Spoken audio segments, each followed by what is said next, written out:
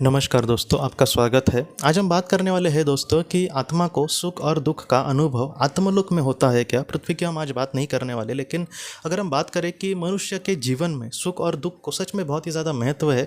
हम कभी कभी बात करते करते बोलते हैं कि मुझे सुख की अपेक्षा नहीं है, और कभी कभी कुछ लोगों के जीवन में बहुत ज़्यादा दुख आए तो वो ये भी बोलते हैं, वो कभी कभी जीवन से परेशान होकर बोलते हैं कि अब मुझे दुख का मतलब ज़्यादा कुछ लगता नहीं, क्योंकि पूरी ज़िंदगी में मुझे दुख मिला।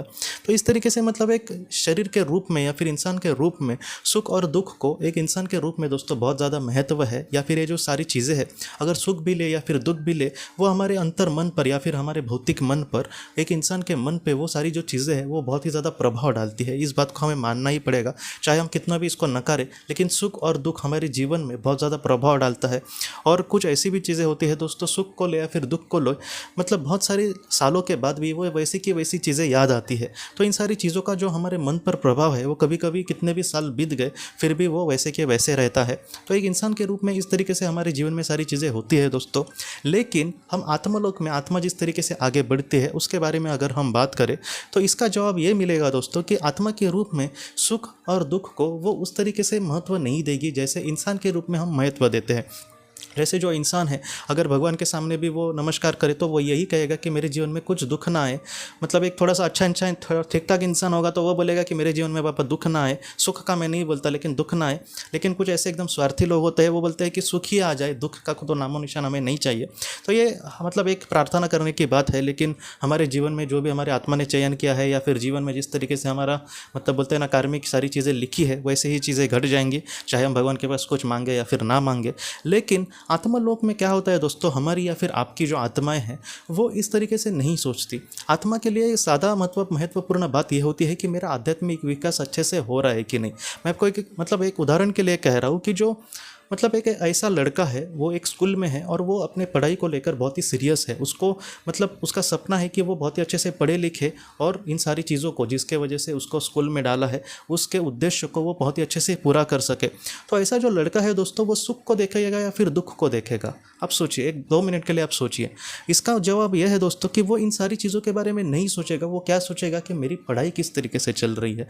तो वैसे ही होता है दोस्तों आत्मा के साथ, वो सुख और दुख को नहीं देखती। वो देखेगी अपने मेरे कर्म कैसे है, ये कर्म मुझे आगे तक मतलब कहाँ तक लेकर जाएंगे। ये जो कर्म है इसमें मैं ऐसा क्या करूँ जिससे मेरा जो विकास है वो बहुत ही अच्छे से हो सकता है। इस कर्म में मैं ऐसा कुछ ना करूँ जिससे मेरा जो विकास है वो रुक जाएगा या फिर मैं अधोगति के रास्ते पर चला जाऊँगा। तो इस तरीके से एक मन में उसके डर भी होता है कि मैं ऐसा कुछ भी ना करूँ जिससे मैं निचले स्तर पर जाऊँ। और मैं आपको सच कहता हूँ दोस्तों, हम बहुत बार बात करते हैं कि आत्माएं किसी सी चीज़ से मतलब डरती नहीं है, लेकिन फिर भी उसके मन में दोस्तों एक ऐसी चीज़ होती है कि उसके हाथों से ऐसा कुछ भी बुरा ना हो जिसके वजह से उसको निचले स्तर पर जाना पड़े। तो ये पूरी तरीके से मतलब बात उस सच्ची है दोस्तों आत्मा के लिहाज से। इसलिए आत्मा ऐसा कुछ भी काम नहीं करना चाहती जिससे उसके कुछ पाप जमा हो, क्योंकि अगर ऐसे पाप जमा हुए तो उसको निचले स्तर पर जाना पड़ सकता है। तो बाद में क्या होता है दोस्तों कि आत्मलोक में जो आत्मा है, जैसे बहुत सारी आत्माओं ने इस तरीके से कहा है कि हम यहाँ पर हम ये नहीं कहेंगे कि हम यहाँ पर बहुत ही सुखी है। जैसे हम बहुत बार सोचते हैं कि आत्मलोक में तो सब सुख है, लेकिन वो आत्मा ये कहती है कि हम ये नहीं कहते कि यहाँ पर हम बहुत ही अच्छे से सुखी है।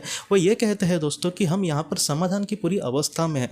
मतलब यहाँ पर ऐसा कुछ नहीं है जो मुझे चाहिए और मुझे नहीं मिल रहा है, ऐसा वहाँ पर कुछ भी नहीं है। वो बहुत ही शांति से समाधान से अपने जीवन में आगे बढ़ रहे हैं दोस्तों। और मैं आपको सच कहता हूँ कि एक इंसान के रूप में हमें लग सकता है कि सुख ये सबसे बड़ी चीज़ है, लेकिन मैं आपको सच कहता हूँ सुख से बड़ी चीज़ समाधान है। क्योंकि कभी कभी सुख होता है लेकिन इंसान के मतलब जीवन में समाधान नहीं होता। अगर समाधान है तो उसको किसी भी चीज़ की बाद में ज़रूरत नहीं है दोस्तों को, कुछ खोने का डर है और ना कुछ मिलने की अपेक्षा है। तो इस तरीके से आत्मा का जो जीवन है वो आत्मलोक में चलता है। लेकिन ये जो आत्मा का जीवन है दोस्तों, वो चौथे लोक से लेकर 7वें लोक तक ही इस तरीके से होता है। ज़्यादातर 5वें 6वें और 7वें लोक में ऐसी आत्माएं ज़्यादातर हम देखेंगे। लेकिन पहली जो 3 लोक है जिसको हम नरक कह सकते हैं, वहाँ पर आत्माएं जो होती है वो ज़्यादातर दुखी ही होती है। वहाँ की जो आत्माएं होती है दोस्तों, वो उस जीवन से बहुत ही ज़्यादा परेशानी हो गई होती है। और ऐसी जो आत्माएं होती है वो यही मतलब इसका ही राह देखती है हमेशा कि वो कब मतलब वहाँ से छूट जाए। तो इसके लिए उसको प्रार्थना करनी पड़ती है और बाद में पृथ्वी पर जन्म लेकर उसने जो भी दुख दिए है किसी को, तो वो सारी भुगत कर बाद में वो ऊपर के मतलब स्तर पर आ जाएगी। और उसमें इस तरीके से बाद में बदलाव होते जाएंगे कि बाद में उसको समाधान आराम से चौथे लोक में 5वें लोक में अब धीरे धीरे मिलता जाएगा।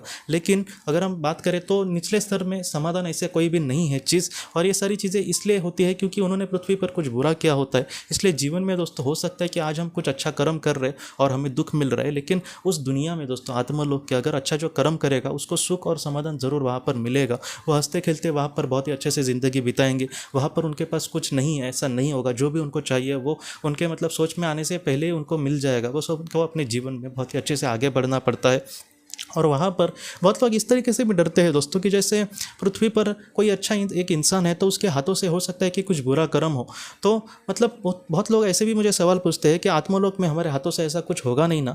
ऐसा हमें नहीं सोचना चाहिए, क्योंकि वो जो दुनिया है वो पूरी तरीके से पॉजिटिविटी से भरी दुनिया है। ये ऐसी जो मतलब दुनिया है दोस्तों, वहाँ पर आपके जो समुदाय के आत्माएं होंगे वो बहुत अच्छे से हंसते खेलते आपसे बात करेंगे। आपके जो कर्म है उसके लिए आपको मार्गदर्शन किया जाएगा। किसी चीज़ को आपको समझ नहीं आ रहा तो बड़ी मतलब आत्माएं आपको आकर बहुत ही अच्छे से समझाएगी। और अगर हम पवित्र आत्मा भी अगर आकर वहाँ पर हमें समझाती है तो उसके मतलब बातों से ये नहीं लगेगा हमें कि वो कोई बड़ी आत्मा है और वो मतलब रौब अपना दिखाते हमें समझा रही है। ऐसा नहीं, एकदम हमारे प्यारे पिताजी हो या फिर प्यारी हमारी माँ हो, तो वो जिस तरीके से प्यार से हमें समझाएगी हमारे भले के लिए, उसी तरीके से वो बड़ी आत्माएं समझाएगी दोस्तों। तो ऐसा ज़रा भी नहीं है कि वहाँ पर मेरी मतलब मैं समझो पांचवें लोक में हूँ तो मैं वहाँ पर मतलब ऐसा कुछ ना करूँ जिससे मैं तीसरे लोक में चला जाऊँ। ऐसा नहीं होता। सर्वशक्तिमान के उस दुनिया में, ईश्वर के उस दुनिया में दोस्तों सुख और समाधान से सिवा ऐसा कुछ भी नहीं है। बस जो दुख है या फिर मजबूरी है, लाचारी है या फिर मतलब मजबूरी से जीना है, ये जो सारी चीज़ें हैं दोस्तों ये सिर्फ और सिर्फ पृथ्वी पर ही है। पृथ्वी से जो परे दुनिया है वो सिर्फ और सिर्फ अच्छी ही है। लेकिन यहाँ पर दोस्तों जिम्मेदारी की बात यह है कि पृथ्वी पर जिंदगी जीते समय हमारे हाथों से ऐसा कुछ भी कर्म ना हो जिससे इस दुनिया से जाने के बाद हम वहाँ पर निचले स्तर पर जाए। मतलब ऐसा कुछ भी बुरा हमें कर्म नहीं करना जिससे ऐसे आत्मा को वहाँ पर निचले स्तर पर जाना पड़े। ये जो कर्म है आज करते समय, अच्छे कर्म करते समय बहुत बार हमें बेवकूफ़ बोला जाएगा, हमें पूछा जाएगा कि ये सारी चीज़ें करके तो मैं क्या मिल रहा है। लेकिन हो सकता है कि यहाँ पर हमें कुछ भी ना मिल रहा हो, लेकिन वहाँ पर उस दुनिया में हमें इतना सब कुछ मिल जाए कि वो मतलब लेने के लिए हमारे हाथ कम पड़ जाए। तो इस तरीके से सारी चीज़ें हैं।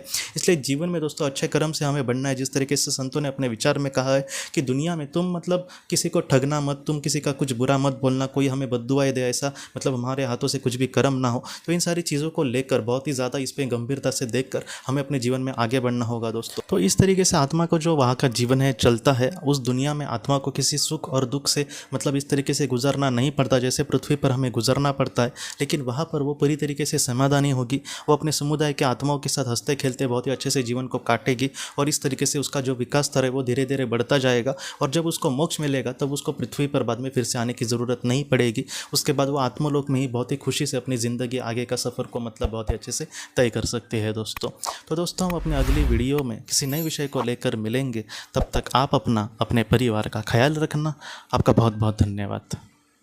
जिंदगी की रोशनी ये एक कंसल्टेंसी है जो ऐसे लोगों को मदद करने की कोशिश करती है जिन्होंने किसी अपने को खोया है या फिर जो लोग अपने जीवन में बहुत ही ज़्यादा दुखी है। जो लोग इस संस्था के साथ जुड़ते हैं उन्हें पास्ट लाइफ रिग्रेशन की ऑडियोज़ भेजी जाएगी जिससे घर बैठे वह पास्ट लाइफ रिग्रेशन का अभ्यास कर सकते हैं। और उन्हें 5 मेडिटेशन ध्यान की भी ऑडियोज़ भेजी जाएगी। और इसके साथ साथ उन्हें PDF किताबें भेजी जाएंगी जो हिंदी और अंग्रेज़ी में है, जो मोबाइल पर या फिर लैपटॉप पर आप उसे पढ़ सकते हैं।